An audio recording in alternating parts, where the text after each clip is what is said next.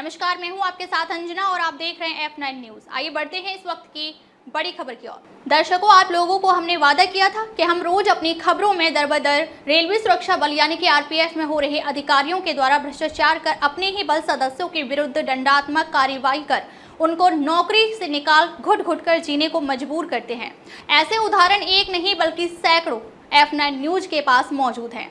सबसे बड़ी बात जो बदलाव की जरूरत आरपीएफ में है वह यह है कि आरपीएफ में आईपीएस यानी कि इंडियन पुलिस सर्विस की जरूरत है। सिर्फ डीजी आरपीएफ रेल भवन ही आज की तारीख में आईपीएस एकमात्र है। अगर रेलवे के सभी जोन में आईपीएस आईजी के तौर पर आ जाएं तो आरपीएफ का भला होने से कोई नहीं रोक पाएगा। वैसे भी आज के दिन में ये प्रधान मुख्य सुरक्षा आयुक्त सह आईजी मतलब कि उनको अलग से आईजी का तगमा दे दिया गया है। वे हालांकि ना आईजी हैं और ना ही आईपीएस हैं, फिर भी उनके ठसक किसी आईपीएस अधिकारी से कम नहीं। ये इतने मनमाने और गलत करते हैं जिसकी पोल खोलती है एक रिपोर्ट, जिसमें अगर किसी बल सदस्य का समृद्ध यानी कि अटैचमेंट कर उन्हें परेशान करने की बात करें तो उस बल सदस्य को कई महीनों उन्हें सजा के तौर पर महीनों अटैचमेंट कर कहीं भेज दिया जाता है, जबकि नियम 30 से 90 दिनों से ज़्यादा का नहीं है। फिर भी महीनों और अटैचमेंट कर रखा जाता है। बात बे बात उन्हें नौकरी से बिना कारण रिमूव कर घर भेज दिया जाता है, जबकि जोन के प्रधान मुख्य सुरक्षा आयुक्त के पास ये अधिकार ही नहीं कि किसी की नौकरी लेने की और ना ही किसी को नौकरी देने की। फिर भी ये किसी भी बल सदस्य की नौकरी तब तक लेते रहते हैं जबकि जोन के प्रधान मुख्य सुरक्षा आयुक्त के पास ये अधिकार ही नहीं किसी की नौकरी लेने की और ना ही देने की। फिर भी ये किसी भी बल सदस्य की नौकरी जब तक लेते रहते हैं, जबकि आरपीएफ रेलवे सुरक्षा बल का सब कुछ डीजी आरपीएफ रेल भवन के हाथों होता है। आरपीएफ का स्थापना काल 20 सितंबर 1995 को हुआ था। भारत सरकार के मंत्रालय के अधीन संघ का एकमात्र सशस्त्र बल है। इस बल की स्थापना आरपीएफ अधिनियम 1957 द्वारा की गई, जिसे भारतीय संसद द्वारा रेलवे संपत्ति अवैध कब्जा अधिनियम 1966 के तहत किए गए अपराधों की तलाशी लेने, गिरफ्तार करने, पूछताछ करने, मुकदमा चलाने की शक्ति है। इसी आरपीएफ के ऊपर अतिरिक्त कंधों पर बोझ डालते हुए वर्ष 2004 से रेलवे यात्री क्षेत्र और रेलवे यात्रियों की सुरक्षा की जिम्मेदारी सौंपी गई, जबकि दंड कानूनों के तहत गिरफ्तारी करने का अधिकार और शक्ति प्रत्येक राज्य के जीआरपी यानी कि राज्य पुलिस के आए पुलिस को दी गई। यही दोहरा नीति जो आरपीएफ के अंदर बल के अंदर लागू की गई। इनके हाथों आईपीसी नहीं दी गई, वर्दी तो पुलिस की दी गई पर अधिकार और शक्तियां प्रदान नहीं की गई। आज जरूरत है रेलवे जोन में आरपीएफ को मजबूती के लिए आईपीएस अधिकारियों की, जिनके सूझबूझ से आरपीएफ की छवि दोबारा लौटाने की, जिससे बल के अंदर शक्तियां प्रदान हों और उनकी रक्षा भी। वरना आज की परिस्थितियों की बात करें तो आरपीएफ के अंदर घोर असंतोष की भावना उत्पन्न हो गई है। डीजी आरपीएफ को ये जोनों में बैठे आरपीएफ के प्रधान मुख्य सुरक्षा आयुक्त जैसे समझाते वैसे समझते, क्योंकि उन्हें भी आरपीएफ के अंदर चल रही बातों का पता नहीं रहता।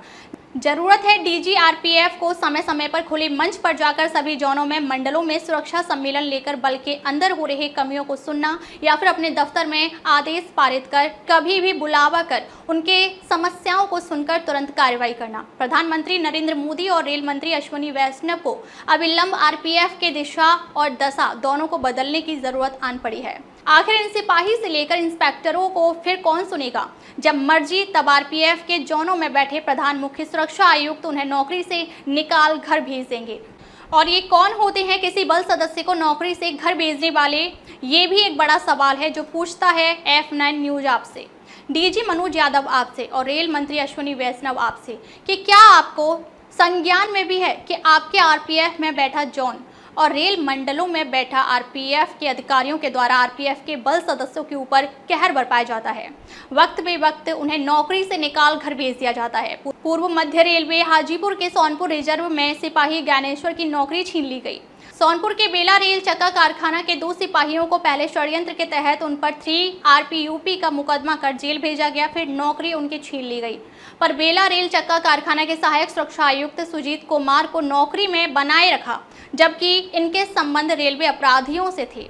फिर भी तत्कालीन प्रधान मुख्य सुरक्षा आयुक्त एस मयंक वर्तमान तैनाती प्रधान मुख्य सुरक्षा आयुक्त रेल भवन के द्वारा सुजीत कुमार सहायक सुरक्षा आयुक्त को नुकसान नहीं पहुंचाते हुए फिर भी तत्कालीन प्रधान मुख्य सुरक्षा आयुक्त एस मयंक वर्तमान तैनाती प्रधान मुख्य सुरक्षा आयुक्त रेल भवन के द्वारा सुजीत कुमार सहायक सुरक्षा आयुक्त को नुकसान नहीं पहुंचाते हुए सिर्फ तत्कालीन डीजी संजय चंदेल ने उन्हें आरपीएसएफ में स्थानांतरित किया और आज तक नौकरी में बने हुए हैं।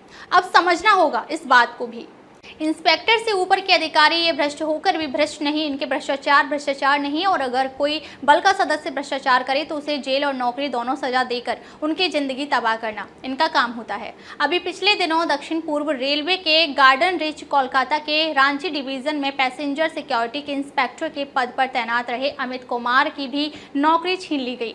उन्हें भी रांची में तैनात मसुआ के द्वारा बड़े अदब से अपने चैम्बर में बुलाकर उन्हें रिमूवल पत्र अमित के हाथों पकड़ा दिया गया और बहुत ही कुटिल मुस्कान के साथ अमित कुमार तत्कालीन आरपीएफ इंस्पेक्टर की विदाई कर दी गई।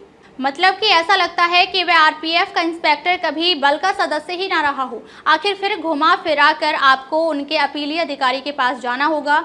इन्हीं आरपीएफ के अधिकारियों के दफ्तरों के द्वारा डीजी आरपीएफ के दफ्तर में, और जब तक आपकी अपील के कागज डीजी आरपीएफ के दफ्तर जाएंगे उससे पहले ही डीजी आरपीएफ के कान भर दिए जाएंगे और आपकी अपील भी खारिज होकर वापस आ जाएगी। F9 न्यूज़ वैसे बल सदस्यों से गुजारिश करता है कि वे अपील ना कर सीधा वे अपने क्षेत्र के उच्च न्यायालय की शरण में जाएं, जहां उनको न्याय अवश्य मिलेगा। साथ ही साथ नौकरी में वापस आने के बाद जिनके कलम से नौकरी छीनी गई थी उन्हें भी अदालतों के चौखट में लाकर खड़े कर उनकी भी नौकरी छीने, तब उन्हें भी पता चलेगा कि नौकरी जाने का क्या गम होता है।